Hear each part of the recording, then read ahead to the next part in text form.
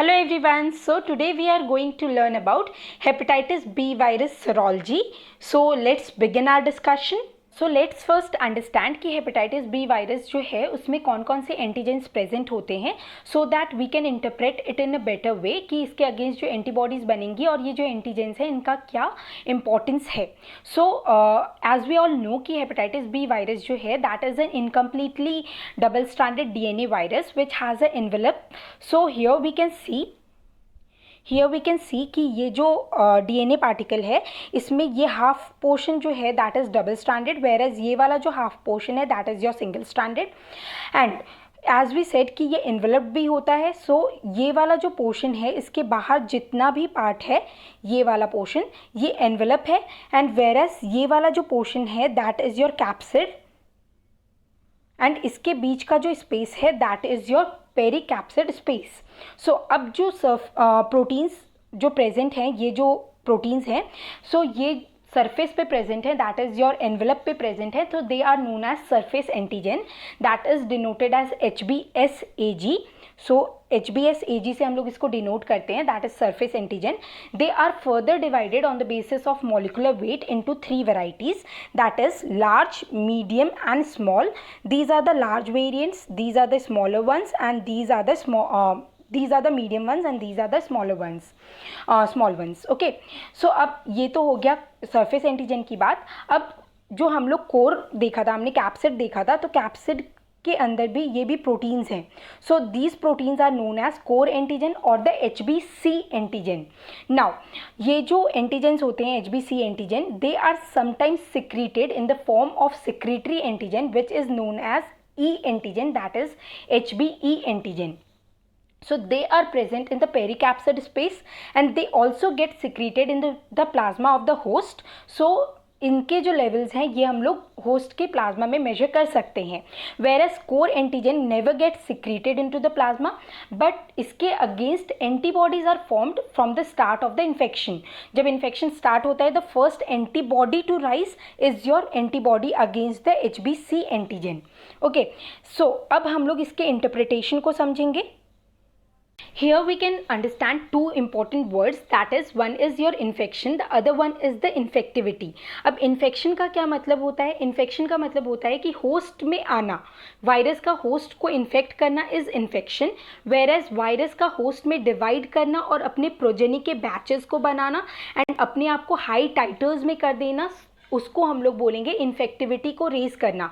क्योंकि उससे क्या होगा कि जब हमारा सिक्रीशन किसी और के एक्सपोजर में आएगा सो उसको इन्फेक्शन होने के चांसेस बढ़ जाएंगे. So this is infectivity. So infectivity के लिए देयर आर 2 पैरामीटर्स जिसके थ्रू हम लोग इन्फेक्टिविटी देखते हैं इस वायरस की. That is first one is HBE antigen the secretory antigen and the other one is the DNA titres of the virus. So अब ये जो होता है इसमें DNA titres are better because there is a mutant form that is pre-core mutant जिसमें कि HBE antigen is not secreted. So उसमें क्या हो रहा है कि इन्फेक्शन है, इन्फेक्टिविटी भी है, मतलब कि वायरस जो है वो मल्टीप्लाई भी कर रहा है बट HBE एंटीजन नहीं बन रहा.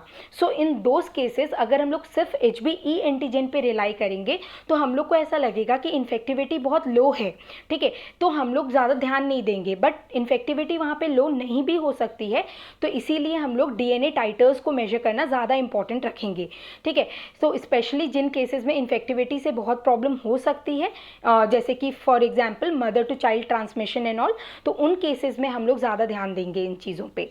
देन अब इन्फेक्शन के लिए which is the parameter? So that is your hepatitis B surface antigen that is also known as Australia antigen. तो वो हम लोग को बताएगा कि अभी इन्फेक्शन एक्टिव है. अब ये एक्टिव किस फेज़ में है, एक्यूट फेज़ है या फिर क्रॉनिक, ये हमें पता चलेगा by the antibodies which are formed against the core antigen. तो उसके लिए हम लोग जैसा कि हम लोग को पता है कि 6 यहाँ पे जो हमने कट ऑफ लिया है दैट इज़ 6 months. तो 6 months के अंदर हम लोग जब कोई इन्फेक्शन रिजॉल्व हो रहा है तो उसको हम acute infection, whereas 6 months के बियॉन्ड अगर चला गया है इन्फेक्शन तो वो फिर हो जाएगा हमारा chronic infection. So acute infection के लिए जो एंटीबॉडी है that is the IgM antibody, whereas chronic के लिए it is IgG antibody. That doesn't mean कि एक्यूट फेज वाले जो मतलब कि ये 6 मंथ्स के बाद ही राइज होना स्टार्ट होगा IgG, ऐसा नहीं होता। ठीक है, थोड़े बहुत IgG बनने लगते हैं फ्रॉम मतलब 4 मंथ्स, लेकिन इसका मतलब ये नहीं है कि उस टाइम पे हम लोग IgM एकदम ख़त्म हो जाएगा, ऐसा नहीं होता। IgM को ख़त्म होने में 6 मंथ्स के बियॉन्ड टाइम लगता है। So then also IgM will be present. So अगर IgM का प्रेजेंस है so that is what makes it acute infection. और IgM जब ख़त्म हो जाएगा तो फिर सिर्फ हमें IgG का प्रेजेंस मिलेगा, so that will make it your chronic infection. Now there are 2 more scenarios. The one is your recovery and the other one is your vaccination. So recovery जो होता है दैट इज़ कि अभी हमने बोला कि इन्फेक्शन है, तो इन्फेक्शन था तो उसमें हमने बोला कि hepatitis B surface antigen rise करेगा। सो इन्फेक्शन में सरफेस एंटीजन था, अब वो रिकवर कर रहा है तो उसके अगेंस्ट एंटीबॉडीज़ बनेंगी। सो रिकवरी फेज में it will be this antibody which will start forming. Okay, so अभी रिकवरी स्टार्ट होने के कुछ टाइम बाद ऑफ कोर्स एंटीबॉडीज़ फॉर्म होना स्टार्ट होंगे। जब एंटीजेंस कम हो जाएंगे कुछ टाइम लगेगा, फिर एंटीबॉडीज़ फॉर्म होने लगेंगे। Now this antibodies are also formed in case of vaccination, क्योंकि वैक्सीनेशन के केस में हम लोग सरफेस एंटीजन का ही रिकॉम्बिनेंट फॉर्म वैक्सीन के फॉर्म में देते हैं। सो उसके अगेंस्ट भी एंटीबॉडीज़ बनेंगे। ठीक है, तो हम लोग को HbS एंटीबॉडीज़ जो है वो वैक्सीनेशन में भी मिलेगा। तो अब हम लोग कैसे इसको डिफ्रेंशिएट करेंगे कि whether the person had the infection और is it due to vaccination कि उसमें ये एंटीबॉडीज़ मिल रहे हैं। सो इसको हम लोग पता कर सकते हैं बाय दिस फैक्ट कि रिकवरी वाले पेशेंट में IgG anti-HbC भी प्रेजेंट होगा। ठीक है, which will not be present in the vaccinated patients, क्योंकि वैक्सीनेटेड पेशेंट में सिर्फ हमने HbS एंटीजन दिया था, हमने पूरा का पूरा वायरस पार्टिकल नहीं दिया था। तो इस केस में कोर एंटीजन तो था ही नहीं, तो उसके अगेंस्ट एंटीबॉडीज नहीं मिलेंगी। वेरस इन्फेक्शन में क्योंकि पूरा वायरस जाके इन्फेक्ट करता है तो उसमें हम लोग को ये एंटीबॉडीज भी मिलेंगी। Now let's move to the graph. So here we can see कि ये जो ग्राफ है इसमें हम लोग को टाइमलाइन के अकॉर्डिंग दिखाया है and this graph is for the acute infection. So since we know कि acute infection में as we said कि infection resolve within 6 months, तो resolve हो जाने का मतलब हमने पहले भी बोला था कि उसमें HbS एंटीजन जो होगा that will reduce, तो surface antigen before 6 months ख़त्म हो जाएगा। So here we can see 24 weeks that is 6 months के पहले ही surface antigen के titers गिर गए हैं। Then as we said कि एक एंटीबॉडी है जो कि इन्फेक्शन के कुछ ही टाइम बाद से बनना स्टार्ट हो जाएगा। सो हियर ये जो एंटीबॉडी हमें दिख रहा है that is IgM variety of antibody against the core antigen. तो ये यहाँ पे राइज होना स्टार्ट हुआ अबाउट थोड़े ही टाइम बाद इन्फेक्शन के, यहाँ से राइज होना स्टार्ट होगा और फिर उसके बाद इन्फेक्शन ख़त्म होने के कुछ टाइम बाद तक वो रहेगा और फिर ख़त्म हो जाएगा। Okay, so as we can see कि इस लेवल पे 4 मंथ्स के टाइम तक ये पीक लेवल पे जाएगा, फिर इवन IgG स्टार्ट फॉर्मिंग, और जब IgG बढ़ने लगता है this is the total HbC antibodies जिसमें कि IgM एंड IgG दोनों है, बट सिंस IgM कम हो रहा है तो दैट मीन्स IgG राइज कर रहा है एंड एक टाइम आएगा जब सिर्फ IgG मिलेगा। अब इसके बियॉन्ड सिर्फ IgG मिल रहा है तो टोटल का मतलब इसके बियॉन्ड IgG ही है सिर्फ। ठीक है, तो अब इससे पहले तक में IgM मिल रहा था, तो यहाँ तक में हम लोग IgM के थ्रू ये पता कर सकते हैं कि ये एक्यूट इन्फेक्शन था या नहीं। अब एज वी सेड कि इसके बाद ये जो एंटीजन कम हुआ तो इसके बाद इसकी एंटीबॉडीज़ बनने लगेंगी and they will be HbS antibodies, तो ये अब बनने लगेंगी। एंड ये जो है पीरियड, जो टाइम पीरियड जिसके बीच में एंटीजन ख़त्म हो गया था एंड एंटीबॉडी बनना स्टार्ट नहीं हुआ था, तो ये जो टाइम पीरियड है इसको हम लोग बोलते हैं विंडो पीरियड। सो नाउ इस विंडो पीरियड में वी कैन सी कि एक एंटीबॉडी है, बिकॉज यहाँ पे तो सरफेस एंटीजन और सरफेस एंटीजन के अगेंस्ट एंटीबॉडी दोनों ही प्रेजेंट नहीं होगा। So the one thing which will be present over here will be your IgM antibody against your HBC antigen. तो ये हमारा यहाँ पे प्रेजेंट होगा and of course we also do total anti-HBC का titre, so that will also be positive, but along with that IgM के titres will be positive in cases of window period, that is acute recovering infection का time period. Okay, so with this we finish up our acute infection का graph and also see कि HBE antigen जो है इसका importance इतना है कि infectivity के लिए होता है। सो वेन एवर इन्फेक्टिविटी लो हो जाएगी तो वो HBE एंटीजन जो है दैट विल रिड्यूस एंड उसके कुछ टाइम बाद उसके अगेंस्ट एंटीबॉडीज मिलने लगेंगी। आई hope it's clear. So this is the chronic infection का ग्राफ। सो यहाँ पे हम लोग देखेंगे कि ये था हमारा 6 मंथ्स का टाइम ड्यूरेशन कट ऑफ जो हमने लिया था, but here we can see कि HBS एंटीजन जो है वो हमारा इसके बियॉन्ड जाए जा रहा है, that means infection is persisting. As we said कि HBS एंटीजन इन्फेक्शन को बताता है, तो इसका मतलब अभी भी वो परसिस्ट कर रहा है। अब इसमें हम लोग फिर दूसरा चीज़ देखेंगे एंड दैट इज कि वी सेड कि इन्फेक्शन के कुछ ही टाइम बाद एक एंटीबॉडी रेज होना स्टार्ट होगा एंड ये है IgM वैरायटी ऑफ anti-HBC। तो ये यहाँ पे रेज होना स्टार्ट हुआ एंड ये अपने पीक लेवल पे 16 वीक्स पे पहुंचेगा, दैट इज़ 4 मंथ्स पे, एंड धीरे धीरे फिर ये फॉल करने लगेगा एंड मीनवाइल IgG एंटीबॉडीज़ बनने लगेंगे इसके अगेंस्ट। सो ये बनने लगा, ठीक है। तो इसमें anti-HBS अभी तक नहीं है क्योंकि ये इन्फेक्शन है। जब भी रिकवर कर जाएगा तो फिर ये धीरे धीरे ये HBS एंटीजन वाला जो ग्राफ है वो फॉल करने लगेगा। कुछ टाइम विंडो पीरियड के बाद फिर यहाँ पे हमारा इसके अगेंस्ट एंटीबॉडीज़ बनने लगेंगे, दैट इज anti-HBS एंटीबॉडीज़, ठीक है। सो this is the chronic infection का graph. Now let's see the application part of it. As we said कि acute infection में acute infection with high infectivity और the low infectivity. So अब इसको हम लोग खुद derive करने की कोशिश करते हैं कि क्या क्या हमें मिलेगा। So as we said कि acute का कहने का मतलब है कि acute में IgM antibodies मिलेंगे against the core antigen। तो ये हो गया एक्यूट का मतलब। इन्फेक्शन, फिर हमने बोला इन्फेक्शन का मतलब होता है कि अभी एक्टिव इन्फेक्शन है, दैट मीन्स कि HBS एंटीजन मिलेगा, so that is HBS antigen positive होगा। देन हाई इन्फेक्टिविटी, सो हाई इन्फेक्टिविटी मीन्स कि HBE एंटीजन मिलेंगे अगर ये प्री कोर म्यूटेंट नहीं है तो, और अगर है भी तो इन that case DNA titres high होंगे।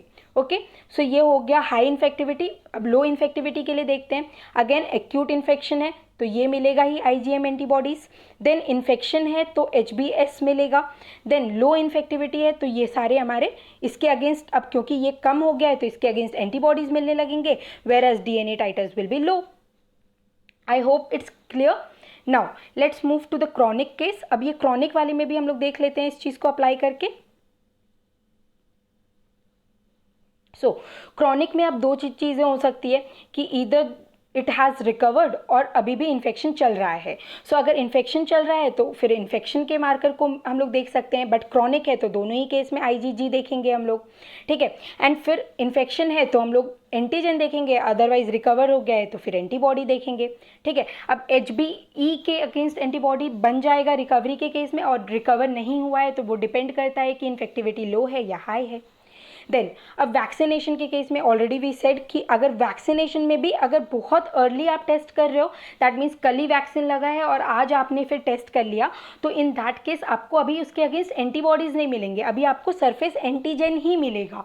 तो वो हम लोग को अर्ली इन्फेक्शन के साथ कंफ्यूज कर सकता है, but there will be history of vaccination present in those cases, तो वो डिफ्रेंशिएट कर देगा कि इधर it is an early infection और वैक्सीनेशन, ठीक है। But later on after 2 weeks और 3 वीक्स एंटीबॉडीज़ बनने लगेंगी एंड जो HBS एंटीजन है वो ख़त्म हो चुका होगा। सो उसके बाद सिर्फ हमें anti-HBS एंटीबॉडीज़ ही मिलेंगी वैक्सीनेशन के केसेस में। Now we will apply all that we have learned in this particular table। तो हमने इसमें से सब कुछ पढ़ लिया है, बस हम लोग इसको अप्लाई करके देखेंगे।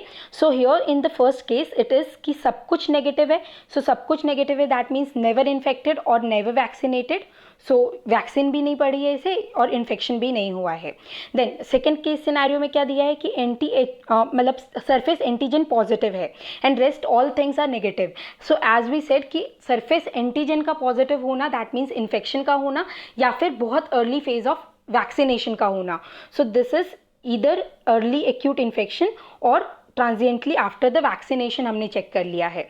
ओके, अब हम लोग तीसरे केस सिनारियो में बोल रहे हैं कि सरफेस एंटीजन पॉजिटिव है एंड आईजीएम पॉजिटिव है एनटीएचबीसी का। सो आईजीएम का पॉजिटिविटी मतलब एक्यूट एंड सरफेस एंटीजन का पॉजिटिविटी मतलब इन्फेक्शन। ओके, अब फोर्थ सिनेरियो में क्या है कि इसमें आईजीएम एंटीबॉडीज पॉजिटिव हैं बट उसके अलावा सब कुछ नेगेटिव है। ठीक है, तो इसका मतलब ऐसा कौन सा सिनेरियो था जिसमें कि हमारा सरफेस एंटीजन भी कम हो गया था एंड उसके अगेंस्ट एंटीबॉडीज भी अभी तक नहीं बनी है, तो that time period was your window period. ठीक है, तो ये हमारा विंडो पीरियड है या फिर रिजॉल्विंग इन्फेक्शन का time period.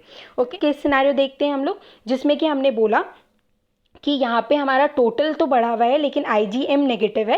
That means total का पूरा कॉन्स्टिट्यूएंट अब यहाँ पे आईजीजी एंटीबॉडीज़ है और उसके साथ हमारा सरफेस एंटीजन के अगेंस्ट एंटीबॉडीज़ हैं। सो इसका मतलब कि आईजीजी है मतलब क्रॉनिक हो गया एंड सरफेस एंटीजन के अगेंस्ट एंटीबॉडी है, दैट मीन्स वो इन्फेक्शन जो है वो रिजॉल्व कर चुका है। तो दैट मीन्स कि this particular infection was your remote infection. So this shows your remote recovered infection. Okay, now अब इसके बाद वाला सिनेरियो में क्या है कि इसमें सरफेस एंटीजन हम लोग को मिल रहा है, that means infection is present and IgG वाला मिल रहा है क्योंकि आईजीएम नेगेटिव है। सो आईजीजी मिल रहा है तो क्रॉनिक हो गया एंड क्योंकि सरफेस एंटीजन मिल रहा है दैट मीन्स इन्फेक्शन हो गया, तो this is active chronic infection. So in the next scenario we can see कि एनटीएचबीसी टोटल हम लोग को हाई मिल रहा है बट आईजीएम अब खत्म हो चुका है, तो that means total is only contributed by the IgG variety.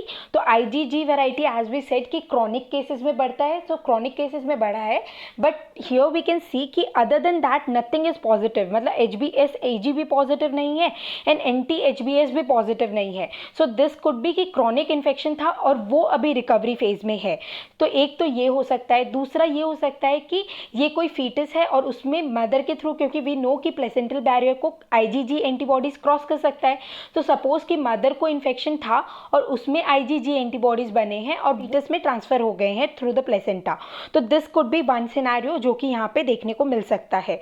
So it could be passive transfer and previous infection को ये बता सकता है, क्रॉनिक इन्फेक्शन। ठीक है, तो these could be the scenarios अगर हम लोग को सिर्फ total IgE that is IgG variety सिर्फ अगर हम लोग को मिल रहा है। तो अगर आईजीएम वैरायटीज भी साथ में मिल रहे हैं तो फिर in that case we already discuss it is acute resolving infection और द विंडो पीरियड। इसके बाद वाला जो सिनेरियो है हमारे पास दैट इज योर कि जिसमें कि सिर्फ एनटीएचबीएस पॉजिटिव मिल रहा है एंड वी सेड कि सिर्फ अगर एनटीएचबीएस पॉजिटिव हो without your anti HBc positivity that means vaccination की वजह से है। So you are immune of vaccination. Okay, I hope कि ये अब क्लियर हो गया होगा। Thank you.